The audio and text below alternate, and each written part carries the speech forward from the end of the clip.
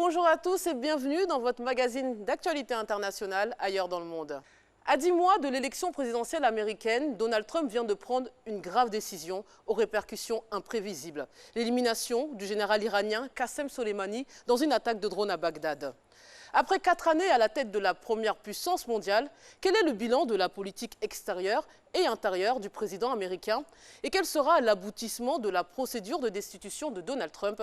C'est à ces questions que vont répondre le président de l'UNJCI, M. Jean-Claude Coulibaly, et le journaliste Thomas Guessambi. Messieurs, bonjour. Bonjour. Bonjour Fatim. Bonjour Fatim. Et merci d'être présent. Merci. Merci. Alors nous allons d'abord débuter cet échange avec la politique extérieure et bien sûr ce qui domine l'actualité internationale. L'assassinat de l'Iranien Qassem Soleimani. L'Irak craint une guerre dévastatrice. L'Iran a promis de se venger au moment opportun. Faut-il craindre l'embrasement du Moyen-Orient? Messieurs, Thomas Guessambi. Merci Fatim. Ce que je dois dire, c'est qu'en relations internationales qui évoquent la question de politique étrangère, il faut retenir deux choses. La politique étrangère repose sur la dimension militaire, qu'on pourrait qualifier par les missiles, et repose sur un deuxième pied qu'est la diplomatie. Donc il appartient au pouvoir légitime qui est au pouvoir d'user soit des missiles ou de la diplomatie.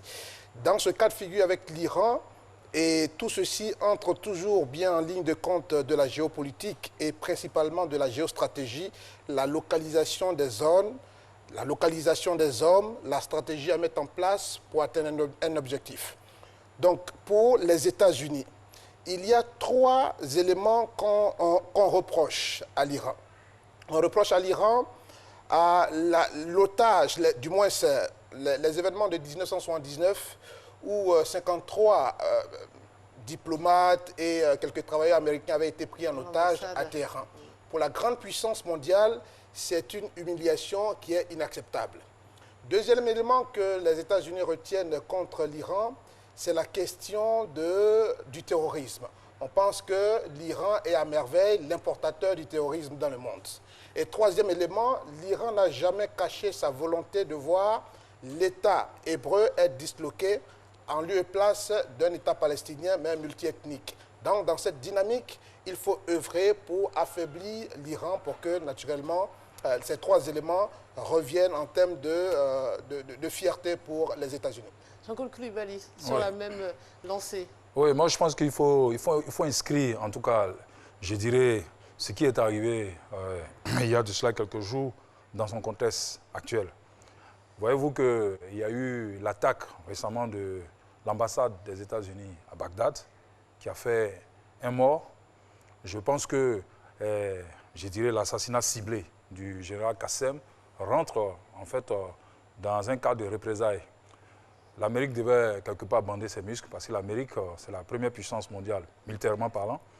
Elle n'accepte pas en tout cas que certains chats, l'Amérique est le tigre, puissent titiller souvent. Et c'est ce qui s'est passé lors de l'attaque de l'ambassade à Bagdad, où il y a eu un mort. Donc il fallait certainement que l'Amérique réagisse pour ne pas perdre la face. Oui, il faut inscrire vraiment cet assassinat dans ce contexte. Mais c'est comme ça que généralement que l'engrenage commence, puisque chacun va dire qu'il vient se répondre aux représailles précédentes. Oui. Là, on a vu l'Iran aussi qui a lancé des missiles. Oui, effectivement, il faut préciser aussi que la réaction américaine est un peu disproportionnée. Parce que, bon, c'est quand même le général Qassem Soleimani qui a été assassiné. Soleimani n'est pas n'importe qui, en tout cas, dans le système de l'État d'Iran, parce qu'il est le chef des opérations extérieures, celui qui est chargé de la politique extérieure militaire, en tout cas de l'Iran. Un poste hautement stratégique. Très stratégique. C'est lui qui est chargé, par exemple, de piloter certaines organisations dites terroristes, comme le Hezbollah et l'actuelle milice d'obédience iranienne qui sévit en ce moment en Irak. Donc, il était important vraiment de jauger les choses avant de prendre une telle décision qui est quand même lourde de conséquences. Je pense qu'à ce niveau-là, l'Amérique a eu un peu la main lourde. Je dirais le président Donald Trump a eu la main lourde parce que c'est lui qui endosse cette responsabilité-là d'abord. Pour rester justement encore au Moyen-Orient, dès son élection, Donald Trump a choisi Riyad comme première visite d'État officielle à l'étranger.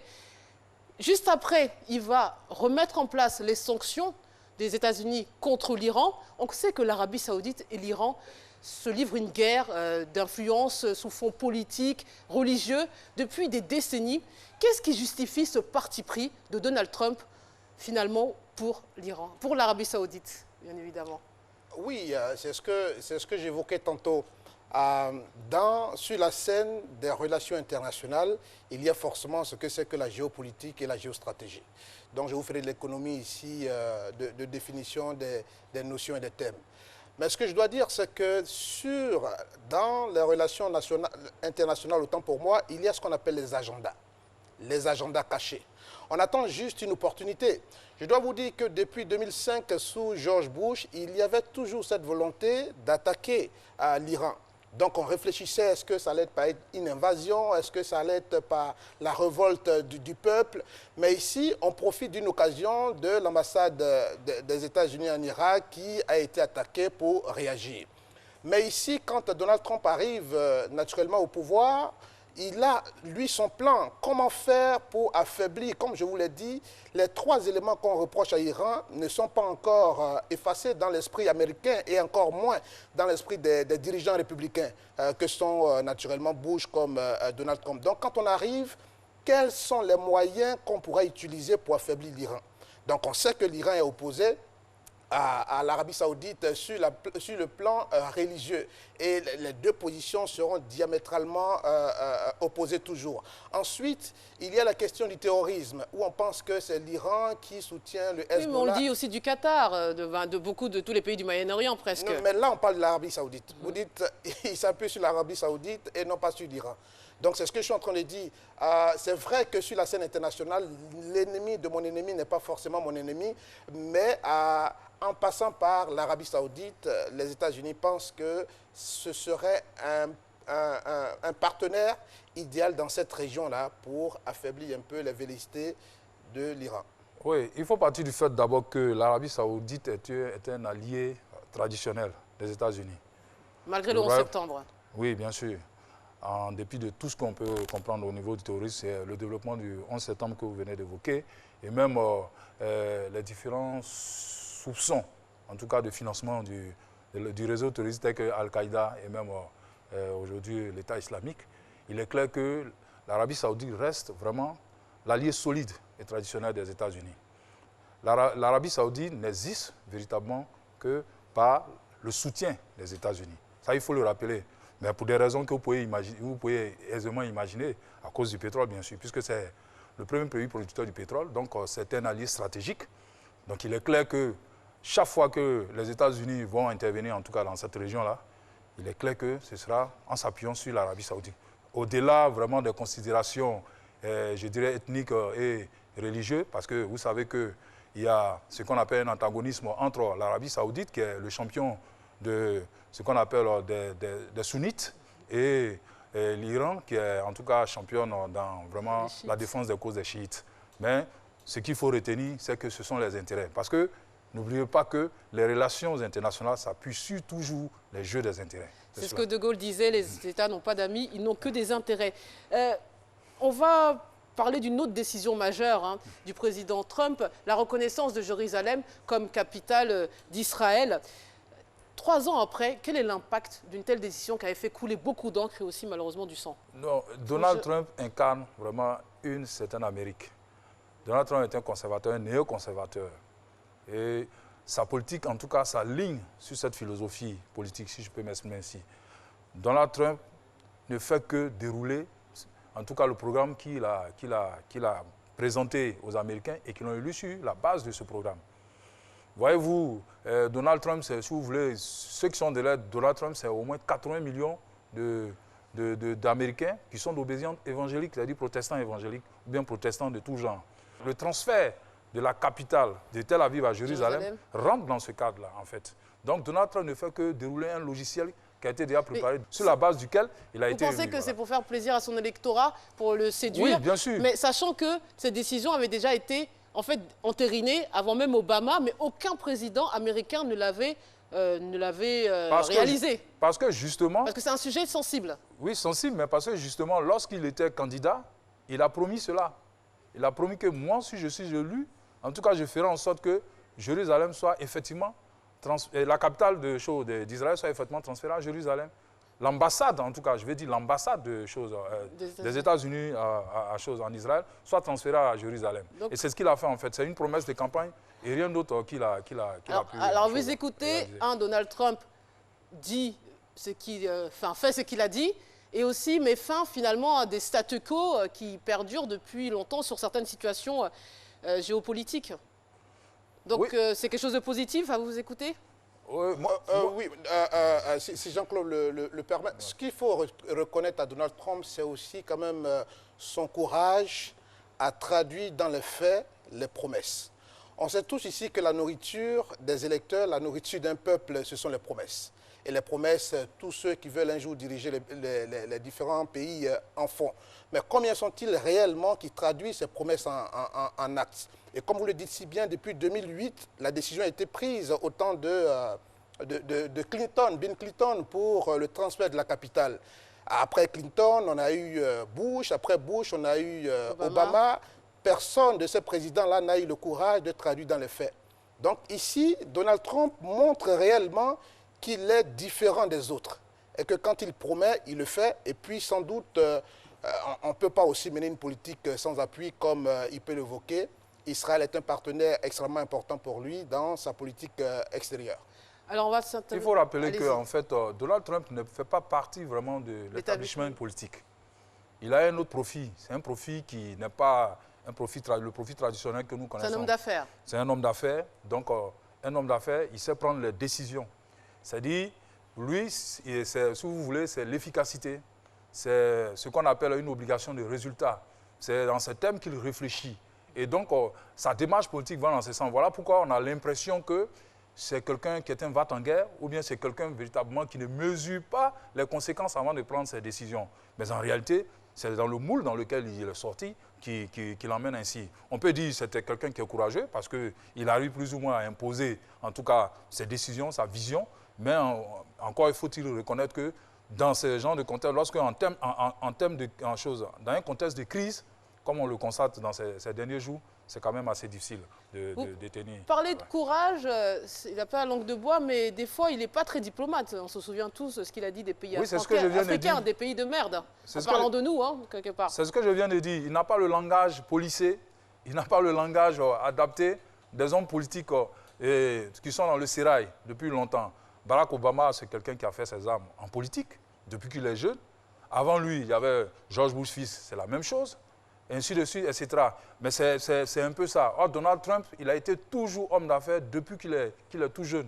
Et donc, son langage n'est pas adapté, en fait, si vous voulez, à ce qu'on appelle le politiquement correct. Voilà, politiquement correct. En fait, non, ce qu'il faut dire ici sur Donald Trump, il faut faire le distinguo entre un élu, quelqu'un qui a occupé des fonctions d'élu, et quelqu'un qui a été toujours dans la politique. Il est entré dans la politique depuis longtemps quand même. Il a été à la fois au départ, il s'est lancé avec le Parti républicain, après il a fait une décennie au Parti démocrate, il est revenu. Et je pense que son inspiration est même partie d'un président, le président Reagan, qui pour lui était un exemple à suivre. Bon, peut-être que le gars aussi a été un acteur comme lui. Donc ici, on ne peut pas dire qu'il ne connaissait pas la politique. Il est passé d'une position de faiseur d'homme à lui-même se faire. Et c'est là qu'il dirige. Alors, on va s'intéresser aussi au conflit avec l'Asie. Hein. Non, et avant d'ajouter, il faut faire attention à ce qu'on appelle le politicien professionnel.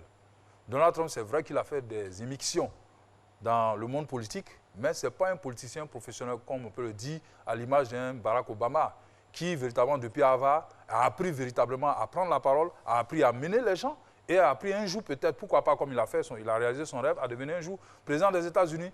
Il y a, par exemple, la famille Bush, où les gens ne rêvent qu'à devenir président des États-Unis. Le père a été président des États-Unis, le fils aussi l'a été. Donc, cela, on peut parler de politiciens professionnels. Mais ce n'est pas le cas de Donald Trump. Élu, voilà. Élu, mais pas professionnel. Je peux être professionnel de la politique, mais sans me présenter aux élections. On parle de l'Asie, messieurs.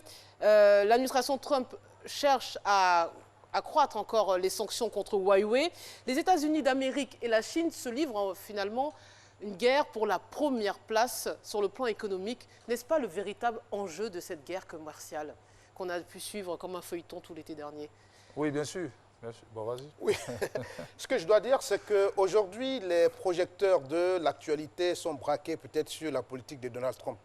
Mais si vous parcourez l'histoire des relations entre la Chine et les États-Unis, si vous parcourez l'histoire entre les relations entre les États-Unis et le reste du monde, vous verrez que la politique de l'isolationnisme, la politique de protectionnisme a toujours existé. Et ce n'est pas la première fois qu'elle est pratiquée ici avec Donald Trump. Pour lui, il est venu sous la bannière America First. On en parlera après de la politique intérieure. Bien entendu. Donc, c'est au nom de cette bannière qu'il déploie sa politique.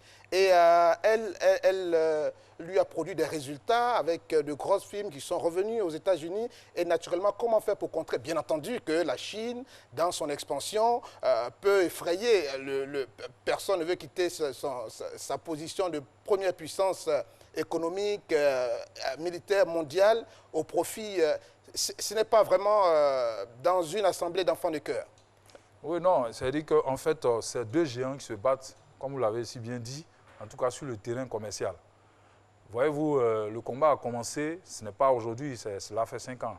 La Chine est en passe de devenir, sinon la Chine est plus ou moins la première puissance commerciale. On ne le dit jamais, mais... Pas économique, mais commerciale. Première puissance commerciale du monde. La Chine l'est. La Chine devait encore aller un peu plus loin, en mettant au point, en mettant en œuvre, comme on appelle ça, la 5G. Oui. Mais si la Chine met la 5G avant, par exemple, des géants comme Apple et autres, il est clair que c'est l'économie américaine qui risque de s'écrouler.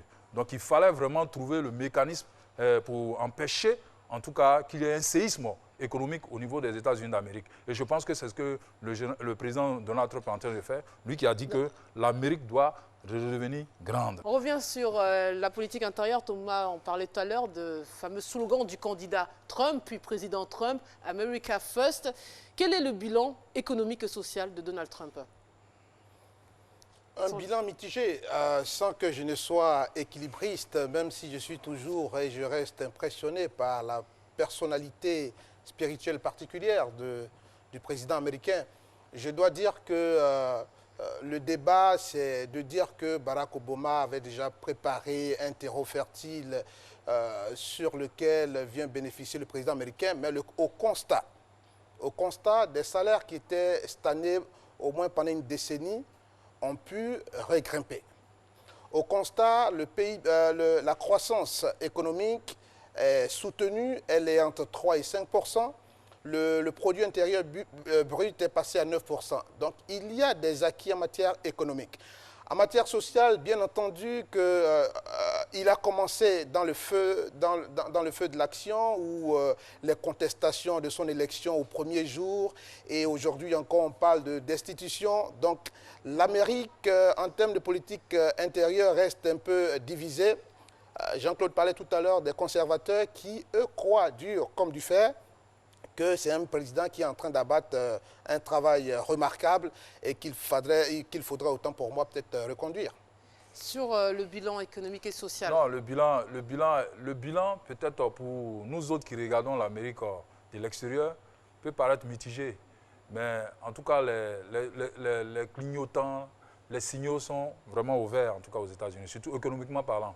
C'est pourquoi Donald Trump, voyez-vous, malgré tout ce qui se fait en ce moment, malgré les critiques qu'il essuie tant à l'extérieur qu'à l'intérieur, sa cote de popularité, en tout cas, est encore haute. Très haute. Donc, je pense que c'est dû au fait que, en tout cas, actuellement aux États-Unis, c'est historique ce qui se passe aux États-Unis au plan économique. L'Amérique ne s'est jamais autant portée aussi mieux, en tout cas, que ces années de Donald Trump. Certes, on dit que cela a été préparé par Barack Obama, mais il est clair que c'est lui qui est, en tout cas, la baguette et que, en tout cas, l'économie américaine se porte mieux. Et c'est à son actif. Voilà. D'accord, mais après, sur le plan, peut-être, comment dire, de la mentalité des mœurs, du vivre ensemble, est-ce que Donald Trump n'a pas fracturé la société américaine qu'il était déjà? Bien sûr qu'il a par son discours. Parce que son discours, comme je l'ai dit, n'est pas politiquement correct. C'est un discours vraiment qui ne s'embarrasse pas d'oripeaux. Il ne porte pas les gants lorsqu'il doit parler. Il a vraiment un langage très direct et cru. Et notamment, ça ne peut qu'exaspérer certaines tensions, certains antagonismes au sein de la société américaine qui est, il faut le reconnaître, est multiraciale. Voilà. Non, il faut peut-être dire qu'en matière politique, on s'arrange toujours pour être les correctement politiques. Mais on a en face de nous ici quelqu'un qui ne sait pas cacher ses opinions sous une chapelure édulcorante, qui dit ce qu'il pense. Mais à la vérité, c'est qu'il n'a pas été élu et après, il a adopté ce langage. Il avait ce langage avant d'être élu. Donc c'est une continuité en fait. Et je dois dire que... Mais à laquelle on ne se fait pas peut-être. Non, je dois dire que pour ma part, on a vu sous le président, son prédécesseur, qui était d'origine peut-être africaine, où la question raciale battait son plein. Je pense que ce n'est pas au même niveau qu'on a connu, par exemple, sous Obama, qu'on est en train de connaître sous lui, même si ils n'ont pas encore passé le même temps au pouvoir. Donc je dois dire que les questions d'opinion existent dans tous les pays. Et il en existera toujours aux États-Unis. Donc cela ne veut pas dire qu'il a exacerbé. Je ne vois vraiment pas le déchirement véritable qu'il a créé. Le discours, par exemple, vient en tout cas du chef. C'est le chef véritablement qui donne le rythme dans une société. Lorsque le chef a un discours apaisant, la société, en tout cas, s'impose même le droit de devenir apaisante elle-même. Mais lorsque le discours est un peu exacerbé, comme on le voit souvent avec Donald Trump, il est clair que ça crée des frictions. On a vu ici que lorsqu'il y a eu, par exemple, l'année dernière, la réunion des suprématistes blancs, où il y a eu des victimes, le fait que Donald Trump cautionne, en tout cas, cet incident-là, a créé des exacerbations, en tout cas dans la société américaine, il est clair. C'est-à-dire, lorsqu'il parle, non, je suis d'accord que c'est un néoconservateur. Tout néoconservateur, effectivement, le discours est basé sur le puritanisme américain qu'on connaît, est basé sur ce qu'on appelle une certaine grandeur de l'Amérique, une certaine suprématie de l'Amérique. Il est clair, mais lorsqu'on prend le discours social de Donald Trump, il faut le dire, c'est une catastrophe parfois. Parce qu'il ne fait pas attention. Peut-être qu'il s'est dit que la société américaine est majoritairement blanche, mais il ne fait pas attention aux minorités. Et ça pose souvent problème. Mais est-ce que ce n'est pas la revanche, on a dit de l'élection de Donald Trump, que c'est la revanche des Blancs, des WASP américains sur l'élection précédente d'Obama? Si Donald Trump n'est pas passé maître dans l'oratoire comme Barack Obama, mais je ne vois pas Barack Obama avec tout le talent oratoire qu'on lui a reconnu, n'a pas empêché que les Noirs se sentent beaucoup plus brimés du temps de sa gouvernance qu'aujourd'hui sous Donald Trump. Donc, je ne pense pas qu'il ait demandé qu'il y ait un jeu de caste basé sur la pigmentation qui pourrait peut-être conduire les Blancs à un autre niveau. Non. Ce que je dois dire, c'est que l'homme exprime ses pensées telles qu'il est. Et si on doit parler de déchirement, je ne vois pas beaucoup plus de déchirement des sociétés américaines sous la gouvernance Trump que ce qu'on a pu observer sous Obama, avec tout le discours policier qu'il avait. J'aimerais qu'on passe maintenant à l'élément suivant qui concerne la destitution, la procédure du moins de destitution du président Trump. On en parle juste après. Depuis que le président Trump a été investi, les appels à sa destitution se sont multipliés. Conflits d'intérêts potentiels, collusion avec la Russie, partage de secrets d'État, les soupçons et les polémiques s'accumulent sur le président des États-Unis. Mais peut-il être vraiment destitué ? Pour le savoir, il faut déjà comprendre comment fonctionne la procédure. La destitution, ou impeachment en anglais, c'est la disposition qui permet au pouvoir législatif de démettre un haut fonctionnaire. Ça ne concerne donc pas que le président. Un membre du gouvernement ou un juge fédéral, par exemple, peuvent aussi être destitués. Alors, dans quel cas ? Eh bien, selon l'article 2 de la Constitution des États-Unis, un haut fonctionnaire peut être destitué sur mise en accusation et condamnation pour trahison, corruption ou autre crime et délit majeur. En clair, ce n'est pas très clair. Un large champ est ouvert à l'interprétation. Impeachment for that? Mais voici comment cela se déroule. Pour lancer une procédure de destitution, la Chambre des représentants doit d'abord désigner une commission. C'est cette commission qui rédige les actes d'accusation. Ensuite, cette mise en accusation doit être votée à une majorité simple, toujours par la Chambre des représentants. Enfin, troisième étape, le procès au Sénat. La mise en accusation votée à la Chambre des représentants fait l'objet d'un procès au niveau du Sénat. À l'issue de ce procès, c'est au tour des sénateurs de voter. Pour que la destitution aboutisse, il faut qu'elle obtienne les 2/3 du vote. Voilà donc comment l'impeachment fonctionne, mais en réalité, ça n'aboutit jamais. Sur les 45 présidents des États-Unis, 3 ont fait l'objet d'une procédure de destitution. Aucune n'a abouti. La raison est simple. Au-delà d'être une procédure juridique, la destitution est surtout très politique. Tout repose sur les majorités à la Chambre des représentants et au Sénat. Richard Nixon, par exemple, a quitté de lui-même la présidence des États-Unis parce qu'il savait qu'il n'avait pas beaucoup de soutien, y compris dans son propre camp. A l'inverse, Donald Trump, lui, est plutôt à l'abri pour le moment. Les républicains sont majoritaires au Sénat et actuellement, ils n'ont pas envie de se débarrasser de leur candidat. Et ils n'auraient pas grand-chose à y gagner. Mais au fur et à mesure que les scandales éclatent, leur position pourrait bien changer. It's a joke. Impeachment for that? Bon, on a entendu les derniers mots de Donald Trump, on vient de parler longuement de son style. Messieurs, très simplement, cette procédure peut-elle aboutir? Jean-Claude Coulibaly. Non, il n'y a pas de chance que cette procédure aboutisse. Parce que, tout simplement, comme on l'a vu un peu dans l'élément qui vient de passer, les démocrates sont majoritaires à la Chambre des représentants, mais les républicains sont majoritaires au Sénat.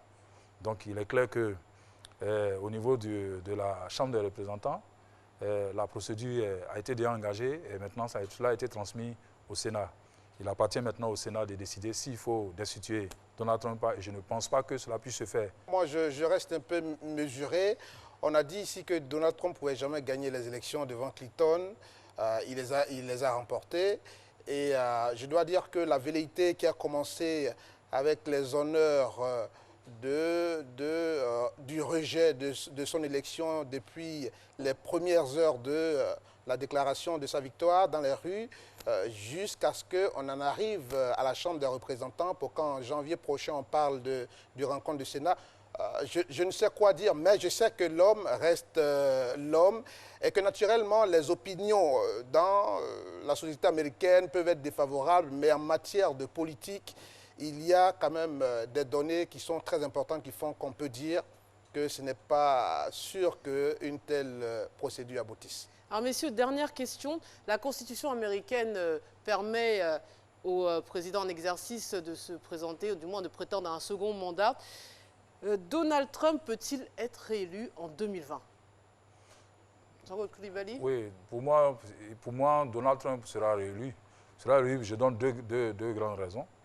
La première raison, c'est que la politique de diabolisation, en tout cas de ses adversaires, n'a pas marché. C'était, si vous voulez, la dernière carte qui a été jouée, c'est celle de la procédure de l'impeachment, mais qui ne marchera pas. Et en plus de cela, vous remarquez que les démocrates ont du mal vraiment à se trouver un candidat capable de battre Donald Trump. Vous savez que l'élection présidentielle, c'est un rendez-vous avec une personnalité avec son peuple. Donc il est clair que s'ils ne trouvent pas un candidat capable de battre Donald Trump, et ce qui ne sera pas le cas parce qu'ils n'ont pas assez de temps, on est à 10 mois des élections, il est clair que c'est le boulevard pour Donald Trump. Moi, je suis heureux de l'analyse de Jean-Claude qui donne déjà Donald Trump non seulement candidat en 2020 et vainqueur, mais je dois dire que les velléités de contestation au sein du même parti où Bush père voulait voter Clinton et Bush fils voulait voter blanc n'ont pas empêché Donald Trump de gagner. Mais ici, ce que je remarque, à la différence de beaucoup de politiques, de beaucoup de dirigeants qui arrivent au pouvoir après des promesses et qui ne les réalisent pas, pour avoir tenu certaines promesses de campagne, je pense que c'est quand même un fond sur lequel il peut bâtir et aller pour un deuxième mandat. C'est la fin de cette émission. Messieurs, merci beaucoup pour tous vos éléments de réponse. On se quitte sur cette citation. On fait la guerre quand on veut, mais on la termine quand on peut, du célèbre Machiavel. Merci de nous avoir suivis. Bonne suite des programmes sur RTI 1 et à samedi prochain.